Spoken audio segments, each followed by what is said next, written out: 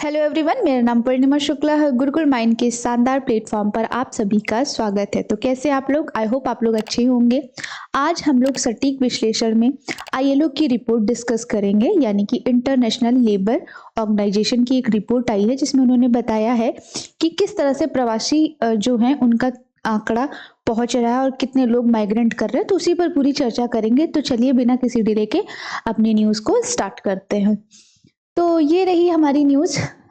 पहले तो हम देख लेते हैं क्या क्या महत्वपूर्ण बिंदु है, किस किस पर हम चर्चा करेंगे। तो फर्स्ट ऑफ ऑल हम जानेंगे कि न्यूज़ क्या है ना, उसके अंदर क्या क्या बताया गया है और क्या बताया गया कि कौन सा देश सबसे ज्यादा रहने लायक है या किसको लोग पसंद कर रहे हैं, जहां पर लोग माइग्रेंट कर रहे हैं। फिर जानते हैं कि आईएलओ क्या होता है, इसका क्या कार्य है ना, इसके बारे में डिटेलिंग करेंगे। फिर जानेंगे कि आईएलओ माइग्रेंट वर्कर रिपोर्ट है उसका क्या स्टेटस है, कि जो भी माइग्रेंट है यानी कि जो प्रवासी हैं वो क्यों इतना प्रवासी कर रहे हैं या क्या उनका स्टेटस है, प्रेजेंट टाइम में क्या परसेंटेज है, उस पर चर्चा करेंगे। फिर देखेंगे कि एज का क्या मतलब एक क्राइटेरिया है कि कितने एज के लोग जो हैं जो ज्यादा प्रवासी बन रहे हैं, ज्यादा माइग्रेंट कर रहे हैं। और जेंडर का क्या रोल है, कितने जेंडर का क्या रोल है कि जेंडर्स के लोग जो जैसे कि मान लीजिए मेल या फीमेल जो जेंडर है वो कितने परसेंट कर रहा है और कितने परसेंट लोग रोजगार में इन्वॉल्व हैं।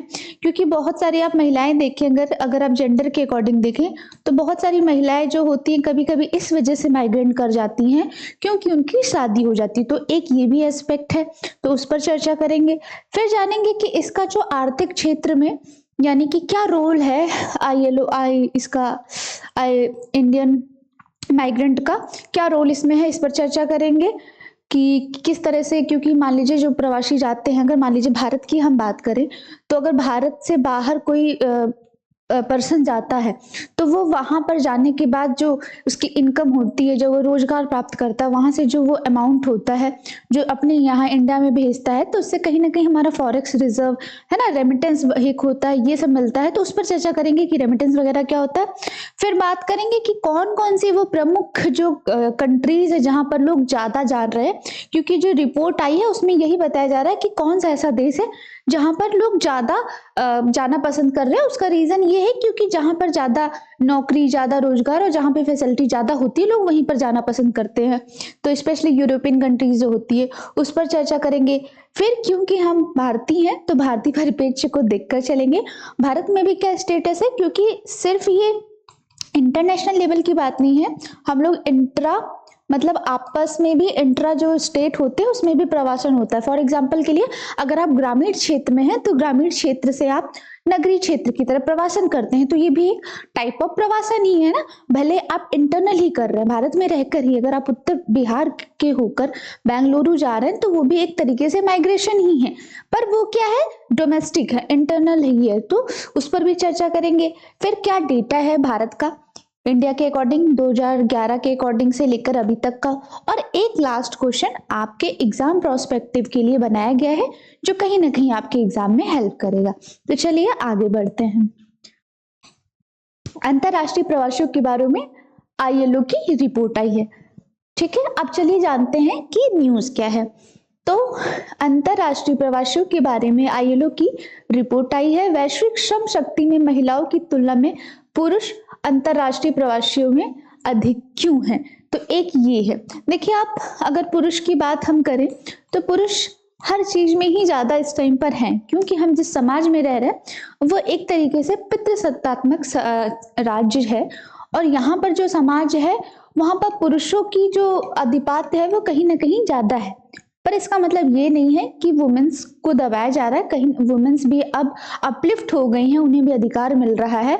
और आपने नए नए केसेस सुनने होंगे कि औरतों ने अपने महिलाओं ने अपने अधिकारों का इतना बुरा यूज कर लिया है कि कहीं ना कहीं जो पुरुष है वो उनका उत्पीड़न हो रहा है। तो ये बात नहीं है कि महिलाएं बहुत ज्यादा दबी कुचली हो गई हैं, ये भी कहीं ना कहीं अपलिफ्ट हो रही हैं। हाँ, पर कंपेयर टू पुरुष थोड़ा सा कम है, क्योंकि आप अगर लिटरेसी रेट की भी देखें तो लिटरेसी में भी कम है ना, रोजगार में भी ये कम है। तो उसी हिसाब से तुलना में प्रवासी में भी कम है, ठीक है। पुरुष ज्यादा है क्योंकि पुरुष क्या है, रोजगार के लिए जा रहा है, महिला क्या है कि जब उसकी मैरिज हो रही है तब जा रहे हैं। तो एक ये है। मैं ये नहीं कह रही हूँ कि सिर्फ महिलाएं शादी के बाद ही वहां जाती हैं, बहुत सारी ऐसी महिलाएं हैं जो अपने आप को सक्षम बनाती हैं, अपने आप को आगे करती हैं और कॉन्फिडेंस के साथ विदेशों में भी रहती हैं और जॉब करती हैं, अपने घर का, अपने प्रदेश का और अपने देश का नाम करती हैं। मैं ये नहीं कह रही हूँ, पर मैं एक आंकड़े की बात बता रही हूँ।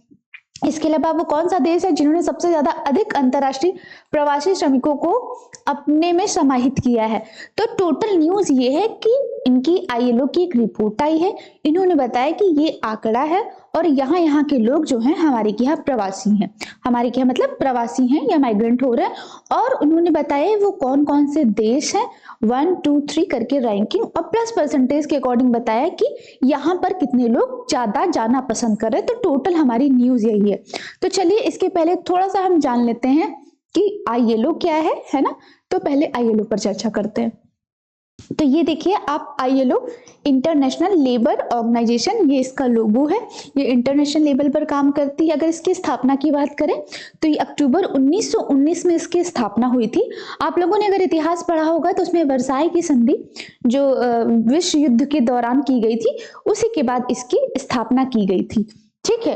अगर मुख्यालय की बात करें, हेडक्वार्टर तो जिनेवा स्विट्जरलैंड में है। ये दोनों बहुत इंपॉर्टेंट है, 1 नंबर का क्वेश्चन कभी भी किसी भी एग्जाम में आ सकता है।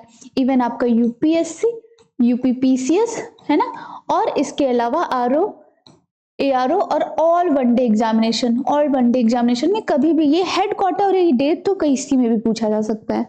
फिर अगर बात करें ये एजेंसी कैसी है, तो ये संयुक्त राष्ट्र एजेंसी है, यानी कि यूनाइटेड नेशन की ये एजेंसी है, उसी के टाइम पे बनी थी। इसको नोबेल पुरस्कार भी मिल चुका है। नोबेल पुरस्कार इसको कब मिला है, तो 1969 में इसको नोबेल पुरस्कार भी मिल चुका है। अब इस पर थोड़ा सा ब्रीफली जानकारी ले लेते हैं। अच्छा देखिए, प्रवासी श्रमिक क्या होते हैं, हमने आईएलओ के बारे में थोड़ा सा जानकारी ले ली, मैं बीच में आपको रोकती हूँ। अभी प्रवासी श्रमिक को है ये थोड़ा जान लेते हैं कि प्रवासी श्रमिक क्या होता है। प्रवासी मतलब होता है कि जब आप रोजगार हेतु एक जगह से दूसरी जगह अच्छी चीजों के लिए, अच्छे संसाधन के लिए जाते हैं, है ना, तो उसी को बोलते हैं माइग्रेशन करना। अब उसका रीजन क्या हो सकता है कि आप अच्छी लाइवलीहुड के लिए, अच्छे संसाधन के लिए, अच्छी एजुकेशन के लिए, जैसे मान लीजिए अगर आप ग्रामीण क्षेत्र में हैं तो वहां पर इतनी ज्यादा सुविधाएं नहीं है ना, बहुत ही अच्छे हॉस्पिटल्स है ना, बहुत अच्छे स्कूल्स है ना, बहुत अच्छे टूल्स हैं। तो उसमें क्या करता है कि जो इंसान होता है सोचता है कि हम पढ़े लिखे नहीं, पर हमारे आगे की जनरेशन कहीं ना कहीं ग्रो करे, तो उस अच्छे संसाधनों के लिए, अच्छे रिसोर्सेज के लिए, या मान लीजिए कि उनके माता पिता कोई भी है, अच्छी मेडिकल फैसिलिटी नहीं मिल रही है, तो वो कहीं ना कहीं निकल जाते हैं वहां से, अपने ग्रामीण परिवेश को छोड़कर मूव कर जाते हैं अर्बन एरिया की तरफ। इसको भी प्रवासी कहा जाता है। और इसके अलावा ये तो इंटरनल हो गया, पर इसके अलावा अगर आप अपने देश में ही उस तरीके का रोजगार नहीं पा रहे या आपकी उतनी इनकम नहीं हो पा रही, तो आप अपनी एजुकेशन का सही यूज करने के लिए कहीं बाहर विदेशों में चले जाते हैं, तो इसको बोला जाता है इंटरनेशनल लेवल पर प्रवासी। ठीक है। और श्रमिक यानी कि जो काम कर रहा है। अब हम चलिए जानते हैं कि इन्होंने अपनी जो इंटरनेशनल लेबर ऑर्गेनाइजेशन, इन्होंने अपनी साइट पर इन्होंने एक परिभाषा दी है, तो उस पर चर्चा करेंगे। पहले एक सिंपल सी परिभाषा हम यहाँ देख लेते हैं। प्रवासी श्रमिक वो लोग होते हैं जो रोजगार के लिए एक जगह से दूसरी जगह जाते हैं, ये सिंपल डेफिनेशन है। प्रवासी आदिवासियों के साथ उनके सहयोगी भी होते हैं, जो ट्राइबल्स होते हैं उनके सहयोगी भी होते हैं, तो जिस वजह से भी कहीं ना कहीं एक माइग्रेंट का काम होता है। अब आईएलओ ने अपने यहाँ पर कौन सी डेफिनेशन दी है, तो वहां ये चलिए चर्चा करते हैं। तो श्रम प्रवास की कोई अंतरराष्ट्रीय स्तर पर स्वीकृत सांख्यिकी परिभाषा नहीं है। मतलब ये कह रहे हैं कि श्रम प्रवास की कोई इंटरनेशनल लेवल पर स्टैटिकल डेफिनेशन नहीं है, पर श्रम प्रवास में मुख्य अभिनेता प्रवासी श्रमिक है, क्योंकि जो प्रवासी कर रहा है और बाद में जाके वो श्रमिक है, क्योंकि वो रोजगार के लिए ही जा रहा है, तो ऑब्वियस बात है वो कहीं ना कहीं श्रमिक है, जिन्हें अंतरराष्ट्रीय श्रम संगठन यानी आईएलओ इस प्रकार परिभाषित करता है। तो क्या बोलता है, एक व्यक्ति जो किसी ऐसे राज्य में पारिश्रमिक वाली गतिविधियों में लगा है, यानी कि रोजगार की गतिविधियों में लगा हुआ है या लगा हुआ है जिसका वह नागरिक नहीं है और वहां का वह नागरिक नहीं है। देखिए ये लाइन आपको सबसे अच्छे से समझ में आ जाएगी। जैसे कि मैं देश के अंदर की बात कर रही हूँ, जैसे मान लीजिए आप उत्तर प्रदेश के हैं ना, तो आप नेटिव कहाँ के हैं, उत्तर प्रदेश के हैं, यानी कि आप यहाँ के स्थानीय हैं, पर आपने देखा कि उत्तर प्रदेश में मुझे अच्छे संसाधन नहीं मिल रहे, तो आप चले गए बेंगलुरु में, है ना, वहां पर आप चले गए, तो वहां पे क्या हो गया, बेंगलुरु में आप गए तो ये क्या है, आप निवासित तो यहाँ के हैं ना, पर आप बेंगलुरु में जॉब कर रहे हैं। क्यों? क्योंकि यहाँ पर अदर स्टेट के अकॉर्डिंग ज्यादा यहाँ पर आपको इनकम मिल रही है, यहाँ पर आपको लेबर ज्यादा मिल रहा है, तो आप यहाँ पर चले गए। ये हो गया देश के अंदर। इसके अलावा अगर आप मान लीजिए इंडिया से हैं और इंडिया से आप बिलोंग करते हैं और आपको बाहर जाना है, यार मान लीजिए जैसे आप सुंदर पिचाई का एग्जांपल ले लीजिए, गूगल के जो हमारे सीईओ हैं, तो वो क्या कर रहे हैं, उनको इतना नॉलेज है, टेक्नोलॉजी का इतना नॉलेज है, पर हमारे यहाँ उतने संसाधन नहीं है, तो वो कहाँ चले गए?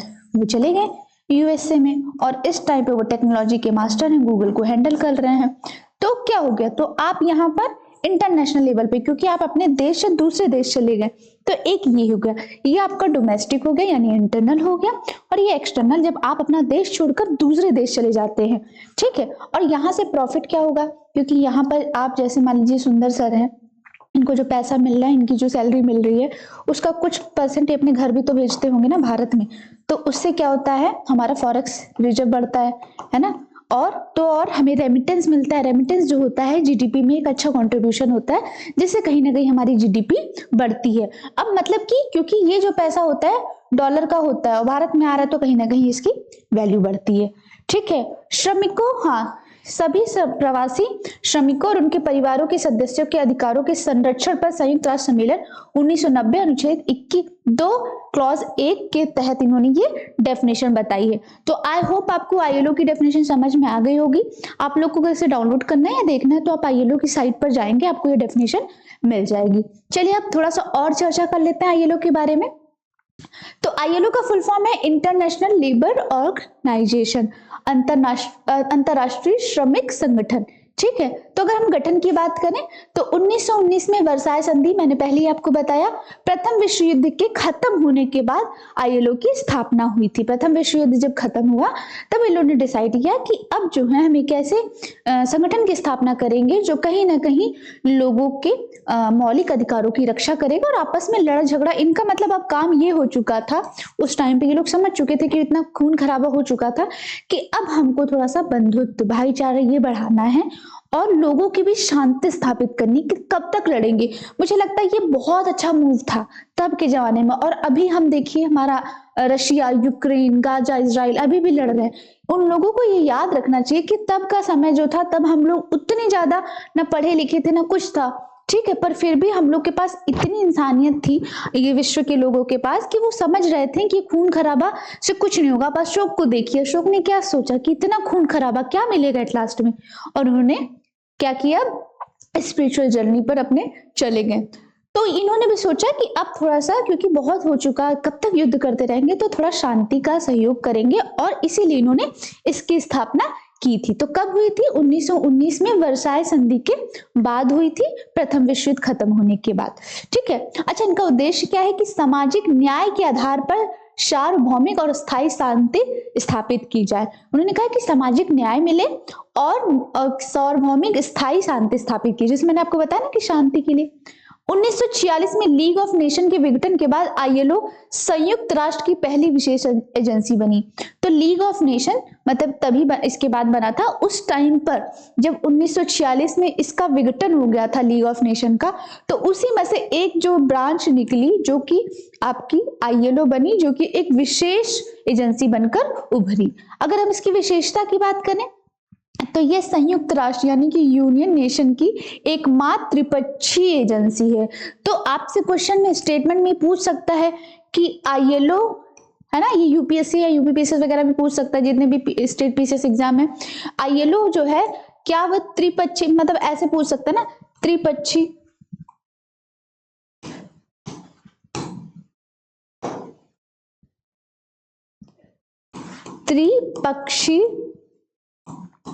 एजेंसी है। तो आपको अगर ये पता रहेगा तो आप इसका आंसर लगा लेंगे, है ना। स्टेटमेंट ए बी सी करके ऐसा रहेगा, जहां श्रमिकों, नियोक्ताओं और सरकारों के प्रतिनिधियों को नीति निर्माण में समान अधिकार प्राप्त होता है, ठीक है। तो किसको किसको मिलता है? एक तो श्रमिक, नियोक्ता और सरकार के जो प्रतिनिधि होती हैं सभी को समान अधिकार प्राप्त होता है। तो ये लाइन बहुत इंपॉर्टेंट है, आप इसको ध्यान रखिए और इसका एक स्क्रीनशॉट ले लीजिए, जैसे कि आगे आप इसको नोट कर सके। ये तीनों समूह आईएलओ के सभी निर्णय लेने वाली संस्थाओं में प्रतिनिधित्व करते हैं, साथ ही वे इसके कार्यों को संचालित करने की जिम्मेदारी साझा करते हैं। तो ये सभी निर्णयों में प्रतिनिधित्व करते हैं, साथ ही कार्यों को संचालित करने में जिम्मेदारी भी साझा करते हैं। अगर हम बात करें अंतर्राष्ट्रीय श्रम संगठन के उद्देश्य की, तो इनका उद्देश्य क्या है कि जितने श्रम मानक हैं और मौलिक अधिकारों को बढ़ावा देना है, उनके जो मौलिक अधिकार है उसकी सुरक्षा करना, और जो नहीं जानते हैं उनको बताना। इसके अलावा महिला पुरुष दोनों के लिए सम्मानजनक रोजगार और आय के अवसर देना। तो आप मुझे बताएंगे कि संविधान का हमारा जो है उसमें कौन से आर्टिकल के तहत महिलाओं को समान न्याय के लिए समान कार्य के लिए समान वेतन आर्टिकल है, आप मुझे कमेंट बॉक्स में जरूर बताएंगे। तो ये क्या करता है कि जो महिला पुरुष है उनके लिए सम्मानजनक रोजगार और आय के अवसर देता है, इसका उद्देश्य है। दूसरा है कि सभी के लिए सामाजिक सुरक्षा और प्रभावशीलता को बढ़ाना, सभी के लिए, सिर्फ अपने देश के लिए नहीं, यानी कि इनका जिनेवा स्विट्जरलैंड में है मुख्यालय, तो ऐसा नहीं कि जिनेवा स्विट्जरलैंड के पूरे विश्व में, क्योंकि ये कार्य विश्व के लेवल पर करते हैं, क्योंकि इनका काम क्या है, शांति स्थापित करना, सबको उनके मौलिक अधिकारों को सुरक्षित करना, सामाजिक एवं आर्थिक न्याय को बढ़ावा देना और दुनिया भर में स्वतंत्रता है ना, समानता, सुरक्षा और सम्मान की स्थिति में सुलभ, उत्पादक और टिकाऊ काम सुनिश्चित करना है। देखिए कितनी अच्छी लाइन है। आप अगर मेंस की आंसर राइटिंग वगैरह कर सकते हैं, जब करते हैं तो आप उसमें ये सब लाइनें इंक्लूड कर सकते हैं।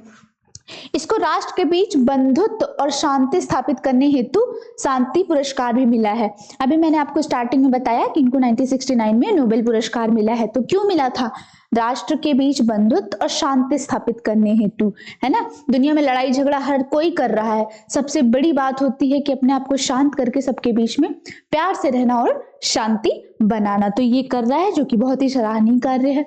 इसके अलावा चलिए थोड़ा सा CUET 2025 का बैच गुरुकुल माइंड पे स्टार्ट हो चुका है, जिसमें GAT की क्लासेस स्टार्ट हो चुकी है। इसके अलावा ह्यूमैनिटी के जितने डोमेन सब्जेक्ट हैं उनकी फुल क्लासेस और उनके PYQ स्टार्ट हो चुके हैं। हमारे यहाँ टेस्ट सीरीज वगैरह भी अवेलेबल हो गई हैं, जिसमें आपको सेक्शनल टेस्ट और फुल मॉक टेस्ट प्रोवाइड किए जाएंगे। दोनों ही कंटेंट चीजें जो रहेगी वो बाइलिंगुअल फॉर्म में रहेगी। तो अगर आप इंटरेस्टेड हैं तो आप 8882608880 पर कांटेक्ट कर सकते हैं। चलिए आगे मूव करते हैं अपने टॉपिक पर। अब चलिए, अभी मैंने आपको बताया था कि ILO माइग्रेंट वर्कर की क्या रिपोर्ट है, तो उस पर चर्चा करते हैं कि क्या स्टेटस है उनका इस टाइम पे, प्रेजेंट टाइम पे कितनी उपस्थिति है। तो उपस्थिति की अगर बात करें तो 2022 में अंतरराष्ट्रीय प्रवासी श्रमिक वैश्विक श्रम शक्ति का 4.7% थे। तो कितने थे 2022 में? अगर बात करें तो जितना भी इंटरनेशनल वो थे, कितना था? 4.7% थे, जो कि 167.7 मिलियन हिस्सा बने। और अगर बात करें इंटरनेशनल माइग्रेंट श्रमिकों को नियोजित और बेरोजगार लेकिन काम के लिए उपलब्ध दोनों के रूप में परिभाषित किया गया है। मतलब कुछ लोग ऐसे हैं जो कि काम में लगे हुए हैं, है ना, काम कर रहे हैं, मतलब उनके पास रोजगार है, और कुछ लोग हैं करना चाहते हैं, इच्छुक हैं, पर रोजगार अभी नहीं मिला। तो दोनों का लिया गया है। 2013 के मुकाबले इंटरनेशनल माइग्रेंट श्रमिकों की संख्या 30 मिलियन से अधिक बढ़ गई। मतलब 2013 के मुकाबले ये 30 मिलियन बढ़ गई है। 2022 से अनुमानित 155.6 मिलियन इंटरनेशनल माइग्रेंट श्रमिक कार्यरत थे और 12.1 मिलियन बेरोजगार थे। तो कितने थे? 155.6 मिलियन। ये क्या है? ये कार्यरत हैं। और कितने लोग कार्यरत नहीं है पर इच्छुक हैं, वो कितना हो जाएंगे? 12.1 मिलियन। तो ये डेटा आप जरूर याद रखिएगा। इसके अलावा वैश्विक स्तर पर पुरुषों के लिए कुल रोजगार में पुरुषों की हिस्सेदारी कितनी है? पुरुषों की तो 4.7% पुरुषों की है। अगर महिलाओं की बात करें तो वो 4.4% है। तो 0.3% का डिफरेंस यहाँ पर आपको देखने को मिल रहा होगा। तो पुरुषों की हिस्सेदारी 4.7%, जबकि महिला की बात करें तो 4.4% होने का अनुमान है। 2019 से 2020 के बीच महामारी, यानी कि जब आपका कोविड का पीरियड चल रहा था और अन्य कारकों के प्रभाव से विकास दर सालाना 1% से भी कम रही। तो मतलब हर साल जैसे कि ये इंक्रीज होता है ना, हर साल क्या, जैसे मान लीजिए 2013 से बढ़ा, तो इस साल क्या हुआ था? 2019 से बीच में बढ़ा नहीं, 1% से भी कम रहा, मतलब ज्यादा बढ़ोतरी नहीं हुई, 1% से भी कम रहा। ठीक है, तो ये कब का आंकड़ा है? अगर पूछा जाए ऐसे स्टेटमेंट में कि किस वर्ष जो इंटरनेशनल माइग्रेंट श्रमिक हैं उनकी वर्ष दर सबसे कम थी, है ना। आपको परसेंटेज ना दिया जाए तो वो क्या हो जाएगा, वो आपका हो जाएगा 2019 से 2022। ओके, चलिए मूव ऑन नेक्स्ट। अब हम बात कर लेते हैं आयु और लिंग के आधार पर कि एज के अकॉर्डिंग, है ना, एज के अकॉर्डिंग कितना है और जेंडर के अकॉर्डिंग। तो अगर हम लिंग उसकी बात करें तो पुरुषों का अंतरराष्ट्रीय प्रवासी श्रमिकों में 21.3% हिस्सा है। तो अगर आप लिंग के आधार पर देखें यानी कि जेंडर के अकॉर्डिंग, तो जो मेल है वो कितने हैं, 61.3% उनका हिस्सा है। ठीक है, फिर बात करें अगर महिलाओं का तो उनका कितना है, 38.7%, जो कि पुरुषों की तुलना में कम है। ये देखिए आपको दिख ही रहा है कम है। तो जेंडर के अकॉर्डिंग पुरुष 61.3% है और महिलाएं 38.7% है। तो ये डेटा आप लोग ध्यान रखिए। इसके बाद करें महिला प्रवासी श्रमिकों की संख्या 2015 से लगातार बढ़ रही है और ये भी है कि 2015 से महिलाओं की संख्या अब बढ़ रही है, किसमें, माइग्रेंट में, इंटरनेशनल लेवल पर। लेकिन रोजगार में उनका प्रतिशत पुरुषों से कम है, बढ़ तो रही है पर रोजगार में कम है। ठीक है, अब इसका एक रीजन शादी वाला है, क्योंकि बहुत सारी महिलाएं जो हैं वो शादी करने के बाद चली जा रही हैं, तो वो हाउस वाइफ होती हैं, है ना, होम मेकर होती हैं, तो कहीं से इसकी वजह से माइग्रेंट का लेवल तो बढ़ रहा है पर रोजगार का लेवल नहीं बढ़ रहा है। अब हम उम्र की बात अगर कर लें तो 25 से 54 वर्ष के आयु वर्ग में 74.99 मतलब कि अप्रोक्स 75% जो है अंतरराष्ट्रीय प्रवासी श्रमिक हैं। तो सबसे ज्यादा कौन सी एज वाले हैं, 25 से 54 वाले हैं, है ना। तो ये जो है ये वर्किंग है आपके, तो इनका जो है सबसे ज्यादा है, कितना है, 74.99 यानी कि अप्रोक्स 75% है, एज के अकॉर्डिंग बात कर रहे हैं। फिर अगर 15 से 24 वर्ष के देखें, क्योंकि 15 से 24 वर्ष जिसमें बच्चा ग्रो कर रहा है और एजुकेशन लेवल पर है, तो वो 9.3% श्रमिक है। तो आप ये देखिए एज के अकॉर्डिंग ध्यान देंगे। और फिर अगर हम 55 के ऊपर की बात करें तो 55 से 64 वर्ष में 12.5% है। ठीक परसेंट ये भी है, 12.5% कम नहीं होता है, क्योंकि 55 से 64 की उम्र एक अच्छी खासी एज है, पर उसमें भी 12.5% का हिस्सा है। और 65 वर्ष से ऊपर के आयु के वर्ग में 3.4% है। तो मैंने आपको एज वाइज भी डेटा दे दिया है, बहुत ध्यान से इस डेटा को देखिएगा, ये बहुत ज्यादा इंपॉर्टेंट है आपके एग्जाम प्रोस्पेक्टिव से। वन लाइनर आपको दे देगा तो आप कंफ्यूज हो जाएंगे। तो पूरा वीडियो लास्ट तक जरूर देखिएगा, क्योंकि आगे बहुत ही इंपॉर्टेंट न्यूज है इसमें।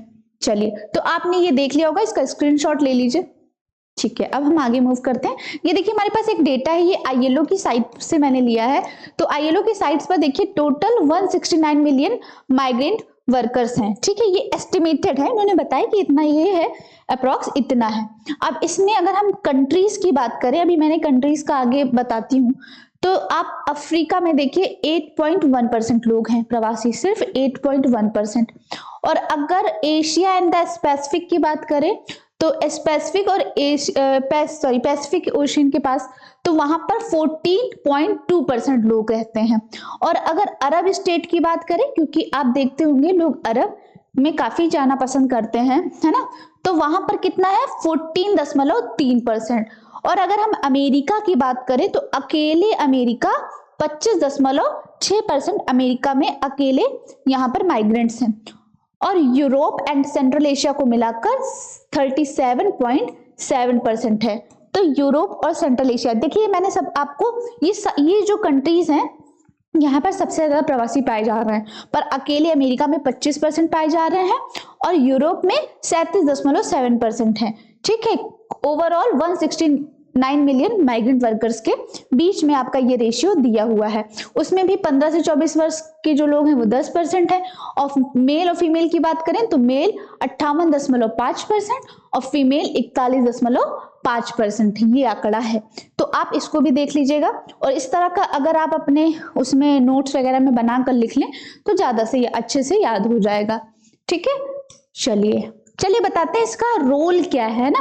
जैसे मैंने आपको अभी बताया कि वहां पे जो लोग प्रवासी जाते हैं होते हैं वो कहीं ना कहीं अपनी इनकम को कंट्रीज में भेजते हैं, तो वहां से उनका जो जीडीपी है उसमें ग्रोथ होती है। मैं सिर्फ इंडिया की बात नहीं कर रही हूँ, आप कहीं से भी किसी देश में जाते हैं और वहां पे प्राइस जो है वो ज्यादा है, जैसे कि डॉलर की वैल्यू ज्यादा है ना रुपीस के अकॉर्डिंग, तो क्या है, यहाँ से जो पैसा मिल रहा है वो कहीं ना कहीं हमें डॉलर में मिल रहा है, तो हमारे लिए कहीं ना कहीं ग्रोथ हो रही है ना, ठीक है।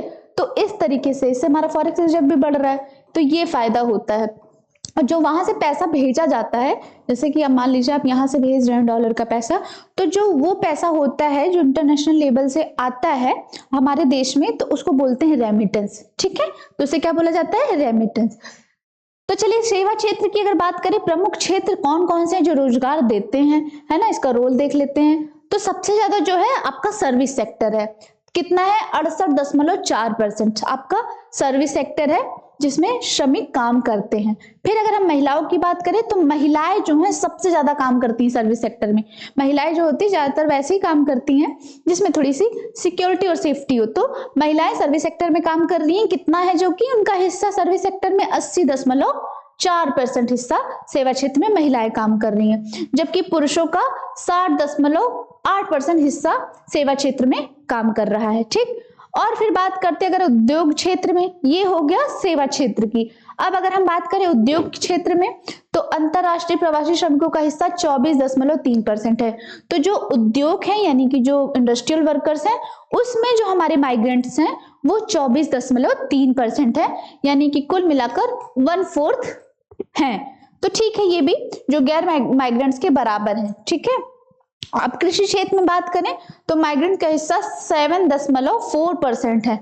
अब कृषि आपके दिमाग में ये और आ रहा होगा कि यहाँ से जाके वहां पर खेती करते होंगे, नहीं, ऐसा मतलब नहीं है। खेती इन द सेंस की, क्योंकि बहुत सारी ऐसी चीजें हैं जो वहां के एटमॉस्फेयर के हिसाब से सही है, ठीक है। आपने नितिन गडकरी जी का एक इंटरव्यू देखा होगा, उन्होंने बोला कि मेरा बेटा जो है वो वहां पर रहकर क्या कर रहा है कि दूध की फैक्ट्री उसने बनाई है और वहां से दूध वो करता है।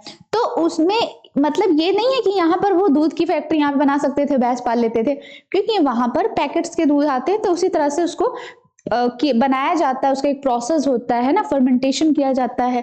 तो वहां पर वो चीजें ज्यादा अवेलेबल है, क्योंकि वहां पर टूल्स ज्यादा अवेलेबल हो गया। अब हम वहां से अगर टूल्स मंगवाने लगे तो एक्सपोर्ट इंपोर्ट का बहुत ज्यादा हो जाएगा, चार्जेस होंगे ना, कस्टम्स वगैरह होंगे।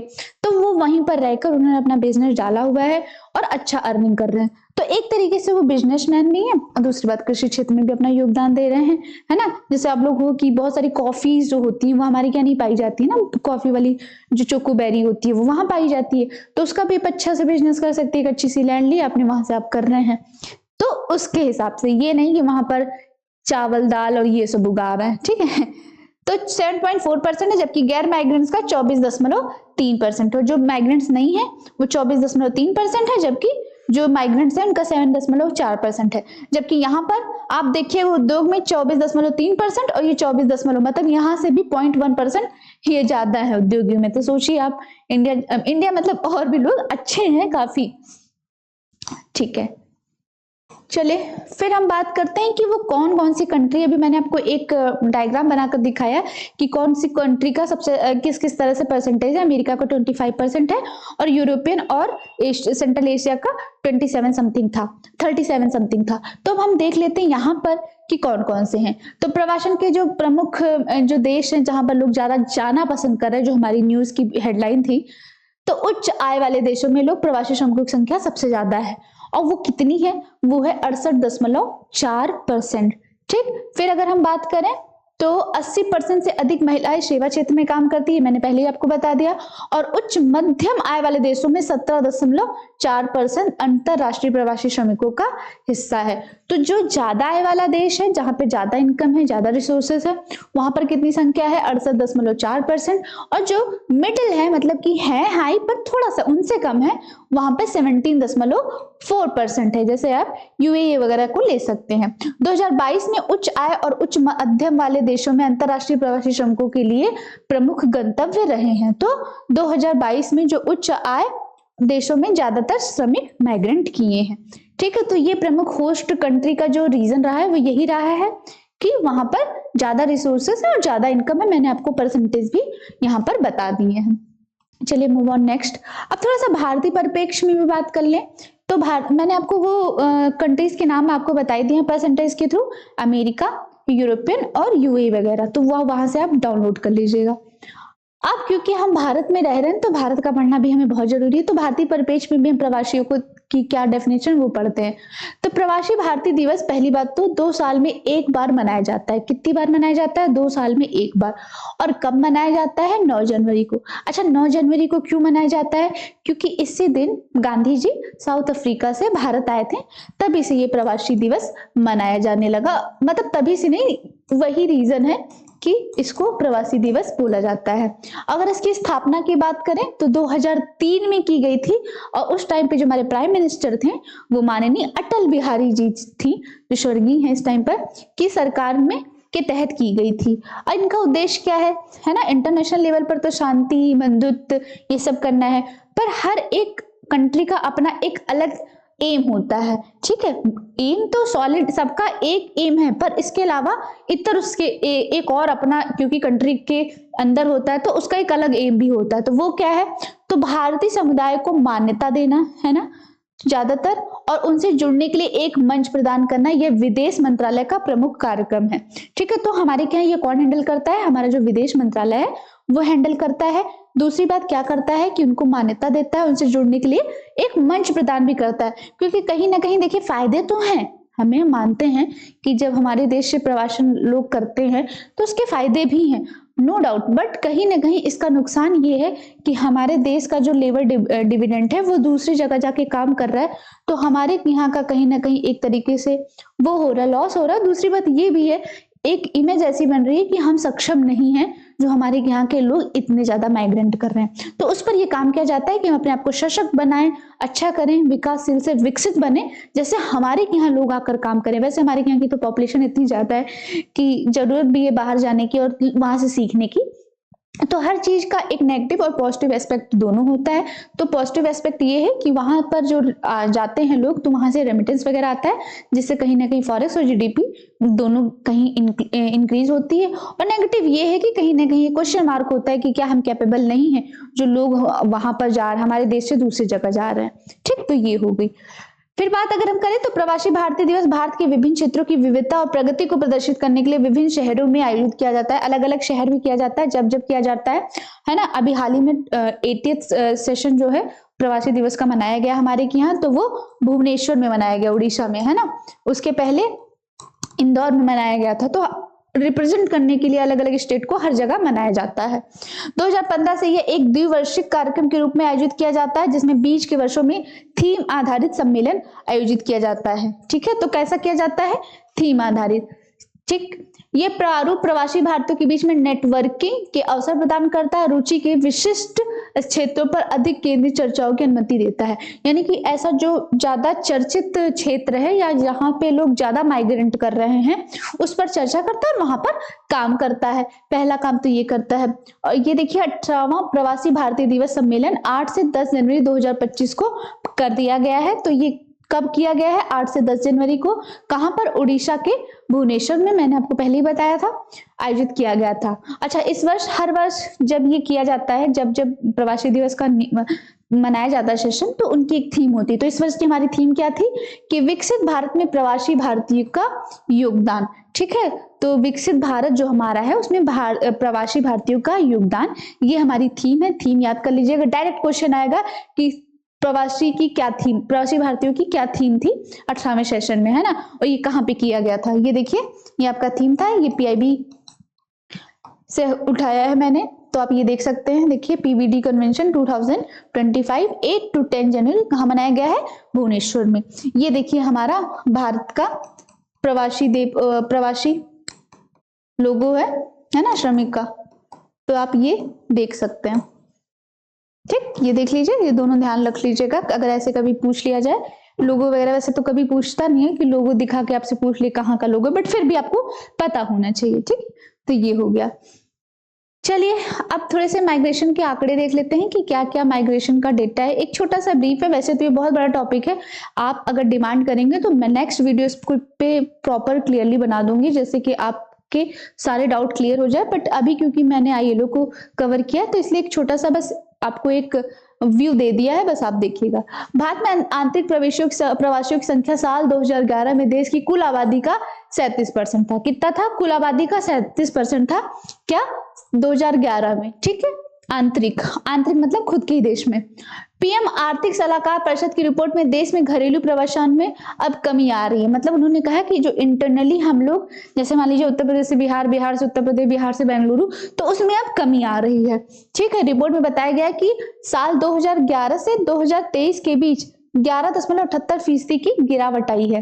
तो 2011 से लेकर 23 के बीच में मतलब अच्छी खासी गिरावट आई है। कितनी? 11.78% की गिरावट आ गई है। इसका मतलब है कि अब कहीं ना कहीं हर स्टेट अपने आप को ग्रूम कर रहा है, जिससे कि लोगों को कहीं बाहर अपने ही देश में, यूपी से बेंगलुरु है ना, मध्य प्रदेश नहीं जाना पड़ रहा, वहीं पर है। ठीक, रिपोर्ट में दिल्ली 5 जो मेन स्टेट है उनके नाम है दिल्ली, मुंबई, चेन्नई, बेंगलुरु और कोलकाता जैसे बड़े शहर क्षेत्रों में प्रवासियों के आने के आंकड़े अधिक हैं। ठीक है, क्योंकि ये थोड़ा सा मेट्रो सिटीज हैं, यहाँ पर ज्यादा अपॉर्चुनिटी है। ठीक है, तो लोग यहाँ पर मूव ऑन कर जाते हैं। यह ग्रेविटी मॉडल के अनुसार काम करती है। ग्रेविटी मॉडल के अनुसार कि जहां पर चीजें ज्यादा रहेंगी आप वहीं पर खींचते चले आएंगे, है ना। जैसे कहते हैं कि ग्रेविटी अपनी ओर खींचती है, तो गुरुत्वाकर्षण बल है। जैसे मान लीजिए मुंबई को अब क्या कहते हैं, मुंबई कहते हैं ना सपनों की दुनिया, सपनों की की जगह है, तो वहां पर लोग जाना पसंद करते हैं। अगर आप दिल्ली की बात करें तो आप पढ़ाई लिखाई के लिए कहेंगे कि दिल्ली भाई हब है आईएएस पीसीएस की पढ़ाई के लिए। तो उसी तरह एक बना हुआ है फिनोमेना, तो उसी के हिसाब से वो ग्रेविटी काम करती है। हमारा दिमाग उसी तरह काम करता है। हम सोचते हैं कि हाँ, जैसे आप मान लीजिए कि यूपी में उतने अच्छे राज्य उतने ग्रोइंग नहीं है, बिहार यूपी की हालत थोड़ी सी अभी पिछड़ी हुई है, पर होप हम जल्दी रिकवर कर लेंगे। तो उन लोग वहां से दिल्ली, मुंबई, है ना, गुजरात, बेंगलुरु, यहाँ पर ज्यादा मूव करते, क्योंकि यहाँ पर फैसिलिटी ज्यादा है, रिसोर्सेज ज्यादा है, और कोई रीजन नहीं कि हमें पसंद नहीं है। अपना घर तो सभी को पसंद होता है, पर रीजन ये है कि रिसोर्सेस की वजह से, जिसमें यह माना जाता है कि प्रवास ज्यादातर कम दूरी वाले होते हैं और दूरी के बढ़ने से प्रवास की संभावना कम होती है, कम होती है। ठीक है, तो क्या माना जाता है कि प्रवास ज्यादातर कम दूरी वाले होते हैं, है ना। अपने ही देश में इंटरनली आप कर लोगे तो कितनी ही दूरी रहेगी। अब अमेरिका चले जाओ तो भैया बहुत दूरी होगा, खर्चा भी लगेगा, पता चले आपके पास पासपोर्ट होना चाहिए, वीजा, बहुत सारी चीजें हो जाती हैं। ठीक है, तो संभावना कम होती है। 5 राज्यों जो अधिक प्रवासियों को आकर्षित करते हैं उनमें परिवर्तन हो गया है। अब परिवर्तन हो गया, इस रिपोर्ट के अकॉर्डिंग बताया जा रहा है। पश्चिम बंगाल और राजस्थान ने इस लिस्ट में अपना नाम बना लिया है। पहले क्या था कि ये पास थे, लेकिन अब कहीं ना कहीं पश्चिम बंगाल और राजस्थान भी उभर कर आ रहा है। तो लोग अब यहाँ पर भी जा रहे हैं ना, जयपुर वगैरह में जा रहे होंगे। भाई कोटा वोटा है यहाँ पर, तो अच्छा खासा लोग करते होंगे। पश्चिम बंगाल भी अब ग्रो कर रहा है धीरे धीरे, तो उसकी वजह से उसने अपना नाम बना लिया है। और आंध्र प्रदेश और बिहार अब एक स्थान नीचे आ गए हैं। तो आंध्र प्रदेश और बिहार एक पावदान नीचे आ गए हैं। महाराष्ट्र और आंध्र प्रदेश में प्रवासियों की प्रतिशत कम हो गया है, और जो आंध्र प्रदेश और महाराष्ट्र हैं उनके जो माइग्रेंट्स थे उनकी संख्या अब कम हो गई।